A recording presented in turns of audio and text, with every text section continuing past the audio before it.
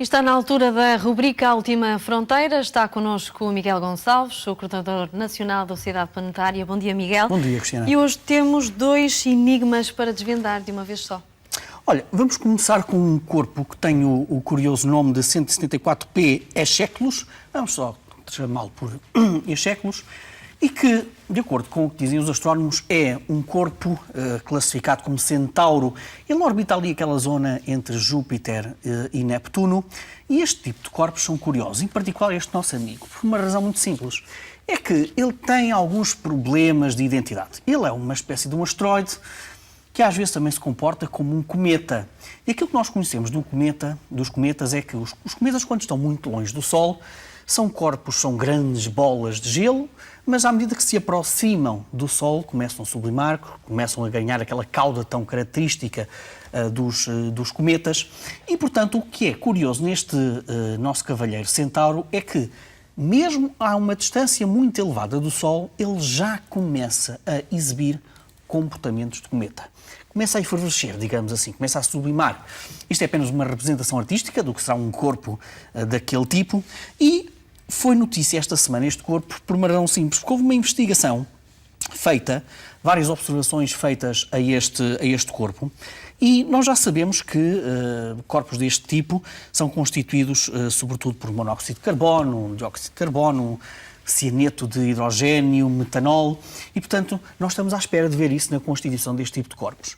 Mas o que diz agora estas observações feitas a este corpo é que este nosso amigo tem níveis de monóxido de carbono que são cerca de 40 vezes inferior àquilo que nós estamos habituados a encontrar em corpos deste tipo. Isto é particularmente interessante para os astrónomos por uma razão muito simples, é que começa logo por dar uma indicação de que este corpo, este cometa ou asteroide, este corpo que nós encontramos, que nós conhecemos, é muito mais frágil do que os outros corpos.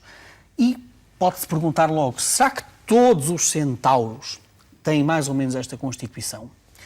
Então a questão imediatamente seguinte é, então de onde é que é a origem? Qual é a origem deste tipo de corpos? É que nós conhecemos outro tipo de centauros, outro tipo de corpos que não têm esta variação tão grande de monóxido de carbono. O que é que cria precisamente este déficit de monóxido de carbono neste tipo de corpos? Será que perderam muito monóxido de carbono numa determinada altura das suas vidas? E como é que isso foi desencadeado? Eu só estou a fazer perguntas porque também neste momento só temos perguntas e, portanto, a investigação seguinte tenta perceber precisamente porque é que este tipo de corpos apresenta este tipo de constituição. E porque é que isto é importante? Porque a vida, ou pelo menos as teorias mais consensuais sobre a origem dos blocos constituintes da vida, apareceram na Terra através do depósito, precisamente, deste tipo de corpos. Numa altura muito inicial da formação do Sistema Solar, nas grandes colisões de cometas e asteroides na Terra. E, portanto, conhecer este tipo de corpos é conhecermos também a nós próprios. Mas já agora, já que estamos em astros curiosos, vamos dar um salto muito rapidamente ao espectrógrafo Sphere, que está no Observatório Europeu do Sul, no VLT, porque ele andou a estudar um corpo, um exoplaneta muito interessante, a cerca de 385 anos de distância.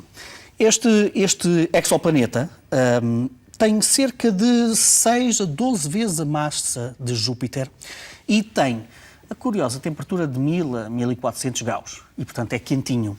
O que é curioso neste exoplaneta é que ele orbita uma estrela muito jovem.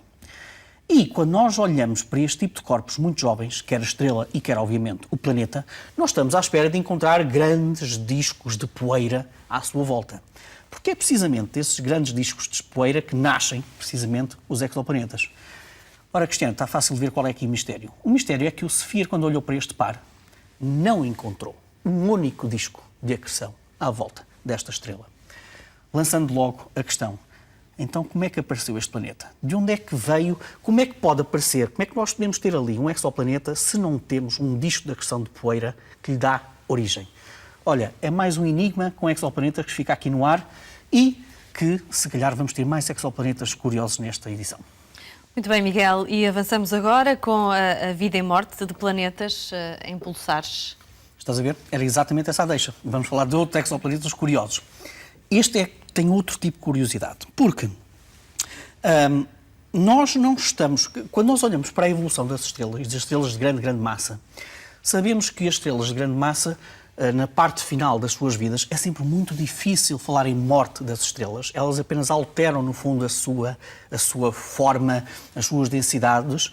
E, portanto, quando olhamos para esta fase final da vida das estrelas, elas explodem, as camadas exteriores são evacuadas numa grande explosão, as chamadas supernovas, e depois o que fica são corpos muito densos e muito pequenos. E pode ser, por exemplo, aquilo que nós estamos a ver como ilustração, que é um pulsar. Um corpo muito denso, gira muito rapidamente, com campos magnéticos muito fortes. E, portanto, quando nós sabemos que uma das fases é a explosão, digamos assim, da estrela, tudo o que são planetas à volta dessa estrela, teoricamente pensa-se que eles têm que desaparecer. São levados, digamos assim, na enxurrada energética dessa explosão. O que é curioso é que nós descobrimos agora, aliás, já conhecemos desde 1992, mas agora com maior solidez teórica, que há exoplanetas também à volta de pulsares. E obviamente que a questão que se coloca é de onde é que vieram aqueles exoplanetas? Porque se houve uma explosão anterior, eles tinham que desaparecer dali. Agora apareceu um estudo muitíssimo curioso que diz mais ou menos o seguinte. Eles olharam, este grupo de investigação olhou para um pulsar que nós conhecemos, o pulsar Geminga, a cerca de 800 anos-luz, na constelação de Gêmeos. E o que é que encontraram? Encontraram uma espécie, isto que nós estamos a ver, uma estrutura em forma de arco. E o que é que tem esta estrutura em forma de arco? Imensa poeira. Este pulsar Gemina orbita muito rapidamente ao longo da nossa galáxia. Muito rapidamente. Mais rapidamente do que a velocidade do som. E, portanto, cria uma espécie de onda de choque, digamos assim, à sua volta. E o que é que faz esta onda de choque, de acordo com este estudo? É muito curioso. Esta onda de choque, que também tem um vento muito forte à sua volta, começa a acumular poeira que está presente no meio interestelar, no meio entre as estrelas. E começa a acumular poeira também na direção do próprio pulsar. Há quase uma espécie de uma aspiração, digamos assim, de poeira interestelar neste tipo de pulsares. E então, o que diz este grupo de investigação é que a poeira acumulada, graças a esta interação do pulsar com o meio interestelar e à sua grande velocidade, superior à velocidade do som, faz com que consiga acumular perto do pulsar muita massa, muita poeira. E de acordo com este estudo, poeira suficiente para criar exoplanetas de pequena massa. Porque o que este estudo diz é que, neste pulsar em particular que foi observado, conseguem encontrar ali cerca de 6 massas terrestres. Ou seja, se nós conseguíssemos condensar aquela poeira toda, era o suficiente para criar 6 terras. E, portanto, isto abre toda uma nova janela para estudar a formação de planetas e de perceber que, mesmo quando estamos perante sinais de finais de estrelas, mesmo assim, há mecanismos, aparentemente, que conseguem juntar massa para formar exoplanetas.